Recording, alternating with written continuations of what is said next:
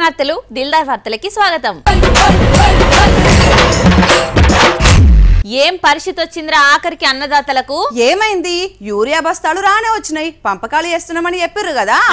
వచ్చినట్టే ఉన్నాయి, వ్యవసాయం సాగినట్టే ఉన్నది. ఈ లీడర్లను నమ్ముకుంటే మళ్ళా చెప్పుల లైన్లు ఆధార్ లైన్లో ఉన్నాయా ఏంది? అది అట్లుండగానే తాకులాటలు కీసులాటలు అయితేనే ఉన్నాయిగా. అయినా ఈ పోలీసు వాళ్ళు ఎందుకు మరి అంతగానం ఎక్కువ చేస్తున్నారు? అన్నదాతల మీదకి చేతులు లేపుడు లాటలు చూపెట్టుడు ఎప్పిళ్ళు. వాళ్ళ కట్టడి చేస్తుంటే అన్నదాతలు రోడ్ల మీద రాస్తారోకోలు చేస్తున్నారు. ఇక్కడ దాకా మంచినే ఉంది, కానీ సాట్ల తవుడు వచ్చి ఎల్లికి మల్లికి తాకులాట పెట్టినట్టే అవుతుంది ఇప్పుడైతే. అంటే యూరియా కోసం వచ్చిన అన్నదాతలు చూడు ఎట్లా కొట్లాడుకుంటున్నారు. ఎరువుల కరువు అన్నదాతల నడుమనే సిచ్చుపెట్టింది. సిద్దిపేట జిల్లా గజ్వేల్ కాడ యూరియా కోసం లైన్లో ఉన్న మహిళా రైతులకు నేను ముందొచ్చినా అని కీసులాట అయిందట. అది కాస్త చెప్పులతో అనుకునేదాకా పోయింది.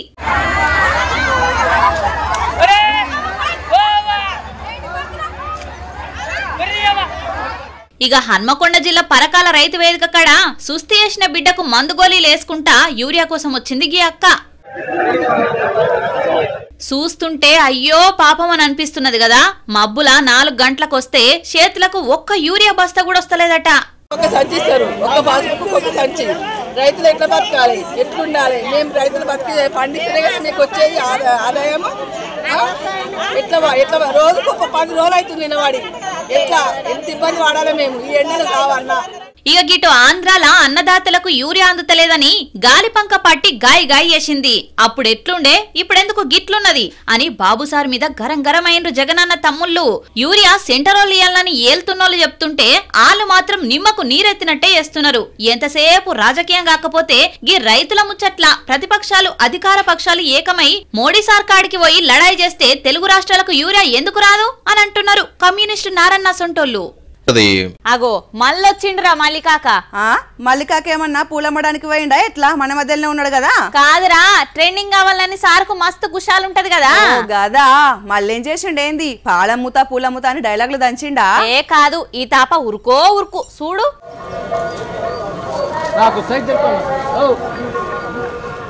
అగో పుట్టినరోజు పండుగ చేసుకుంటున్నాడు కదా మల్లికాక. దేవుడి ఆశీర్వాదం కావాలని తిరుమల పోయిండు.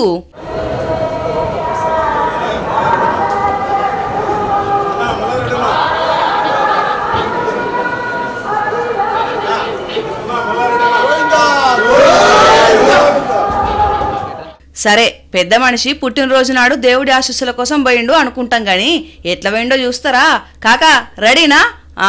3, 2, 1 ఉరుకు జల్దురుకు.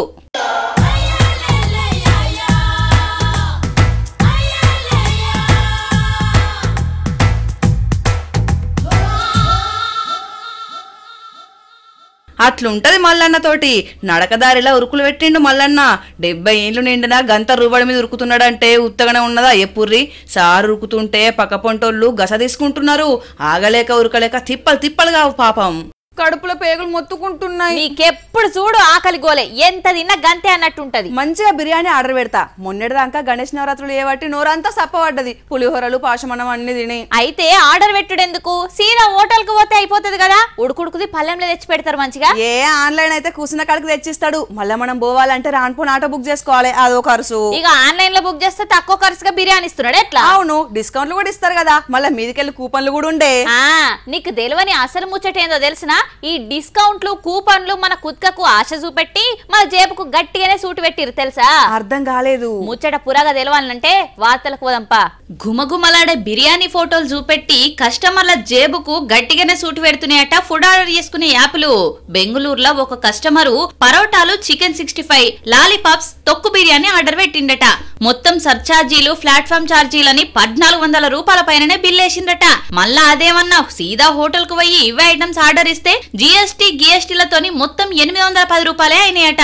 అంటే ఆన్లైన్ కు ఆఫ్లైన్ కు 600 రూపాయల పైననే తేడా ఉన్నది. మళ్ళా ఫుడ్ ఏమన్నా ఎక్కువ తక్కువ ఉన్నదా అంటే గంతే. కూసున్న కాడికి దమ్ బిర్యానీలు వస్తున్నాయి అని సెల్ ఫోన్లలో చూసి ఆర్డర్ పెడితే జేబుకు గట్టిగానే పడుతున్నది బొక్క.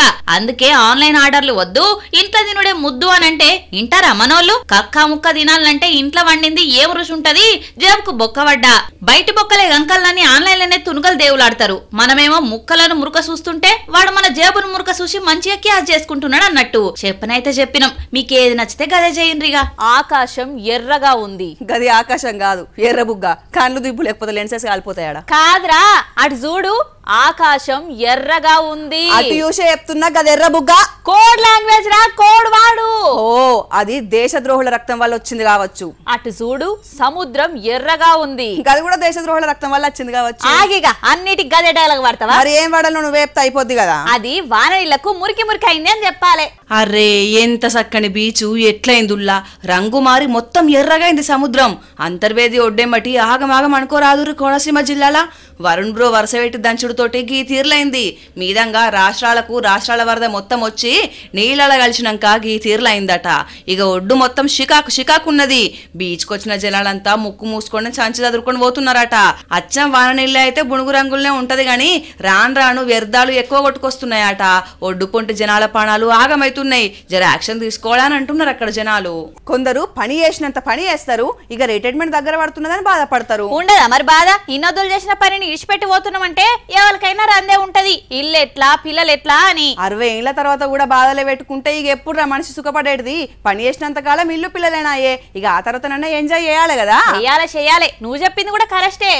అయితే ఈ నడుమ పెళ్లిళ్ళు పేరంటాలే కాదు, రిటైర్మెంట్ ఫంక్షన్లు కూడా 10 మందికి గుర్తుండిపోయేటట్టు చేసుకుంటున్నారు. చేసుకోవాలి కదరా. ఎవరన్నా సినిమా సెలబ్రిటీనో పొలిటికల్ లీడర్ నో పిలిచిండ్రా? ఎట్లా? ఎవరిని విలువలేదు, ఆమె స్పెషల్ అట్రాక్షన్ అయింది. ఎట్లనో నువ్వే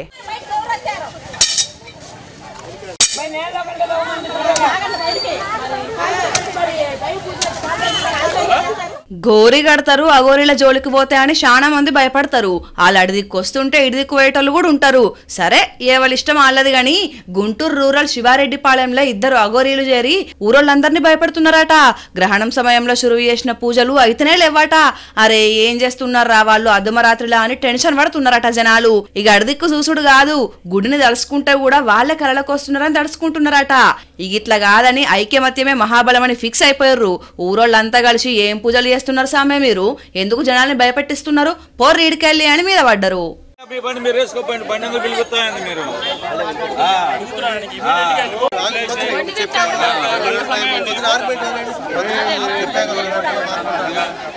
ఇవుల్లా ఇరటి దిల్ దార్ వార్తలు మళ్ళా చెదిల్లార్ వార్తల్లా మళ్ళా కలుద్దాం. అంతవరకు చూస్తూనే ఉండండి వనితా టీవీ.